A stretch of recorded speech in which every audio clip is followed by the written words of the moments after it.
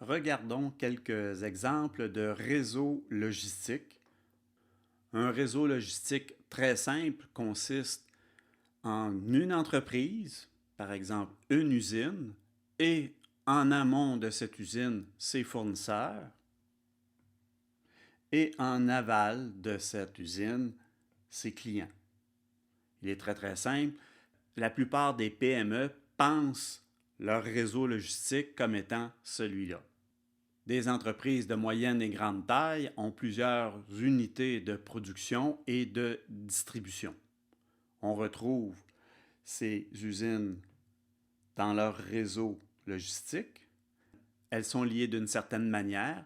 Elles ont, ces usines, une mission bien particulière, bien identifiée. Il peut y avoir évidemment des points de distribution, par exemple des entrepôts ou des commerces de détail, genre concessionnaires aussi. Et tout en amont, nous avons les sources d'approvisionnement. Et tout en aval, nous avons les clients. Certains réseaux logistiques permettent un certain mouvement de flux de matière entre leurs sites à l'intérieur même du réseau. Les flux de matière se gèrent dans un tel réseau logistique. On gère les flux logistiques en faisant leur pilotage. Ce que ça veut dire, le pilotage des flux de matière, c'est quoi qu'on va mettre en place afin de gérer la logistique ou encore, à plus grande échelle, la chaîne d'approvisionnement. Donc, comment les flux vont être coordonnés dans le réseau, les délais, les différentes allocations de stock à l'intérieur du réseau comme tel, la conception même du réseau et comment l'ampleur des flux seront déterminés. Par ampleur, ce sont les quantités des flux de matière. Concrètement, dans nos décisions, il y aura une interaction constante entre ces trois éléments, ressources, configuration et méthode.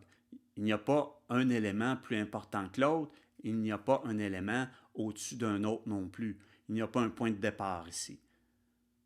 Mais toute décision en logistique ou à plus grande échelle en chaîne d'approvisionnement sur l'un ou l'autre de ces éléments aura des répercussions sur les deux autres éléments. Par ressources, évidemment, on entend les ressources humaines, les ressources matérielles, tous les équipements. Les matières font partie comme telles des ressources. La configuration, c'est comment les choses sont disposées. Mais la configuration, il y a une configuration à grande échelle ou à un niveau très macroscopique, tout ce qui est localisation d'usines, d'entrepôts, commerce de détail, le réseau en lui-même. À plus petite échelle, l'unité elle-même, l'aménagement des installations, il y a des décisions de configuration. Et à un niveau microscopique, les postes de travail. Un poste de travail se doit d'être configuré, il se doit d'être aménagé. Il a une raison d'être. Il travaille avec des ressources et il travaille aussi avec la suite, c'est-à-dire les méthodes. Les méthodes, quels sont nos processus de production et de distribution? Quelles sont les recettes, la transformation, comment elle se fait? Quel est le savoir-faire? Quelles sont les technologies qu'on utilise?